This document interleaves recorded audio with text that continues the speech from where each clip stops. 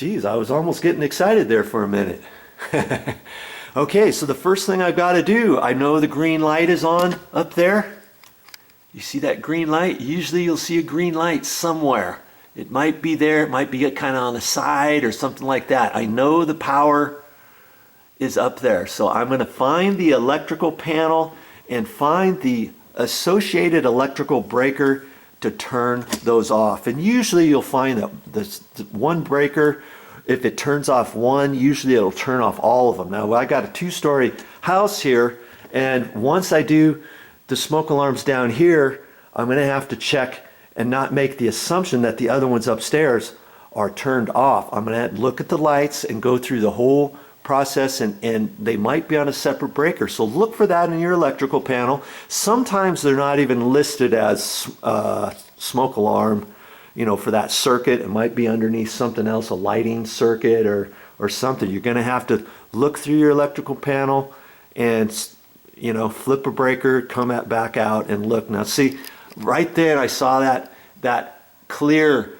one flash red, and that tells you that that's working too. That might be for the battery backup. I'm not quite sure, but I usually just look for the green light, and then I'll start flipping the breakers and find out which one it is. So that's the first thing we got to do. Don't get up there before you turn the breaker off. Boy, that took a while. And it's off. I checked the other ones down here too, and they're off. And it was under study room. And it wasn't under any lights.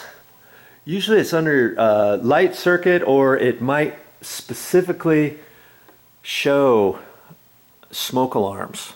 But it didn't. It showed study. And meaning the in a room, or no, it said guest room. And that was for the electrical outlets in a guest room, whichever room they're calling guest room. And they also tied in the 4 smoke alarms to that too. Okay, so look around. You're going to have to start flipping light switches or breakers, and you can. It took me a while, back and forth, back and forth, back and forth. But if you have 2 people, you have someone, hey, can you just stand here and tell me when that green light goes off?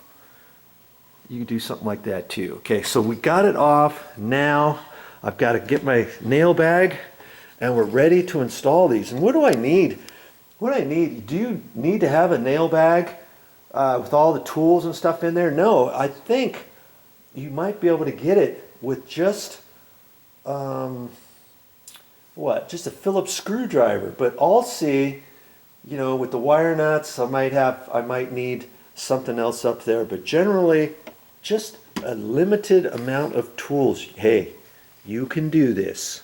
I know you can. Now, I have not gotten up there yet to see how to remove this, but usually you can grab it, and usually it will slide one way or another, and we'll see. It could be just the screws, the mounting screws for the back side is attached. No, maybe not. See? Okay. Now, you have to remember, there could be a battery in here, and the battery could still be attached. Well, we'll see. It's like the back, you see, like that.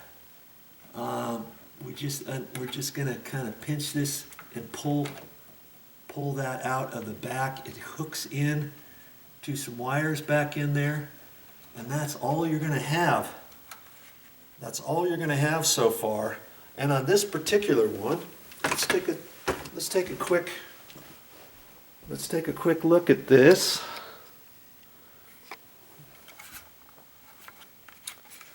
See, there happens to be a cover here.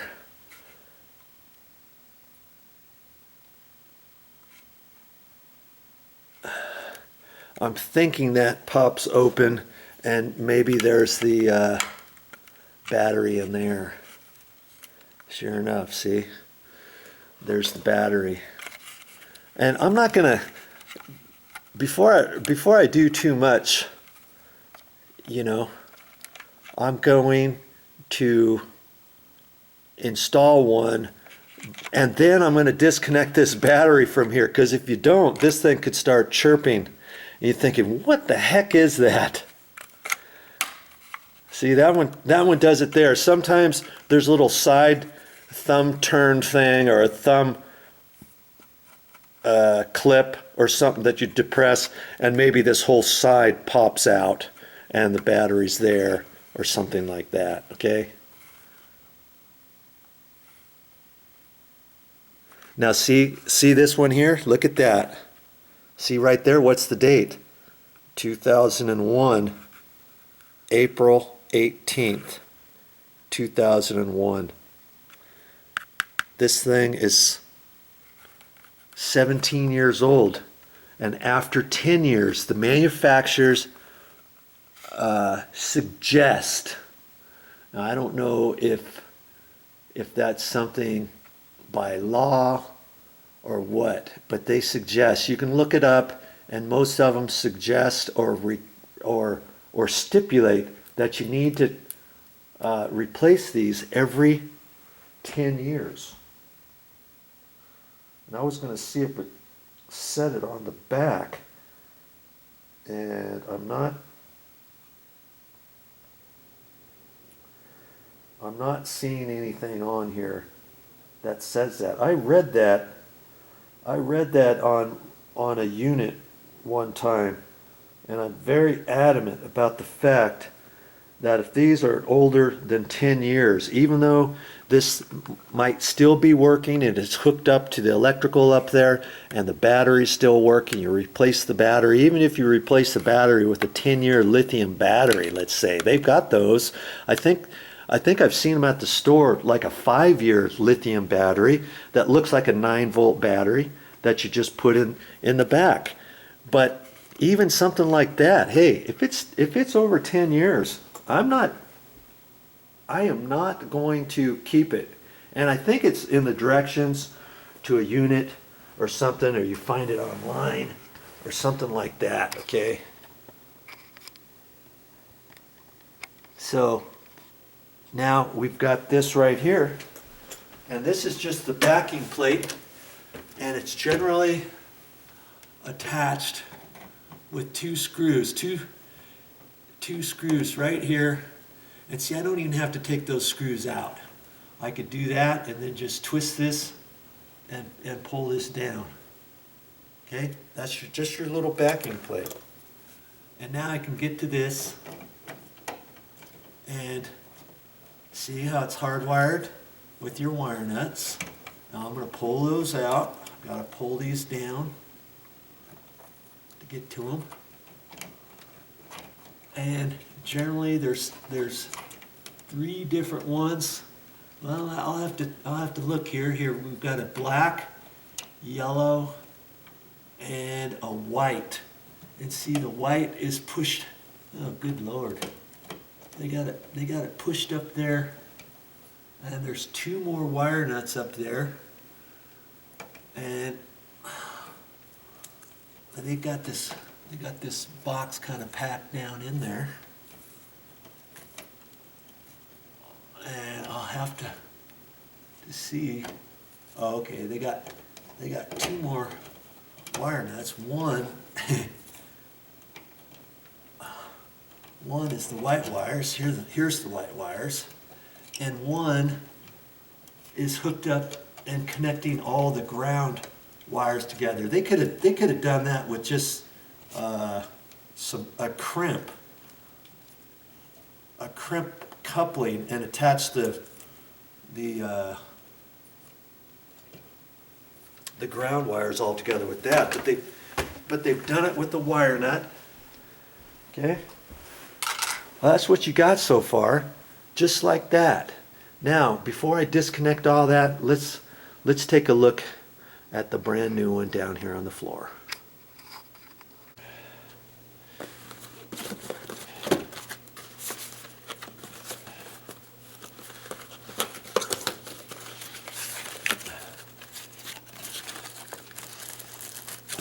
Oh, how cute. Shower cap they have on there. And here's a whole bunch of directions in case you need the directions. You can read those. Now here's the little connector. And there's a certain way to line those up, and generally on this one the wires will be like this. This old one had three wires, little prongs, 2 and 1, and so you have to look on the back of that connector and make sure it's the right direction. And see, some smoke detectors, if it's just one that's up in your room and there's no other ones, chances are you're not going to need the red wire nut or the red wire here.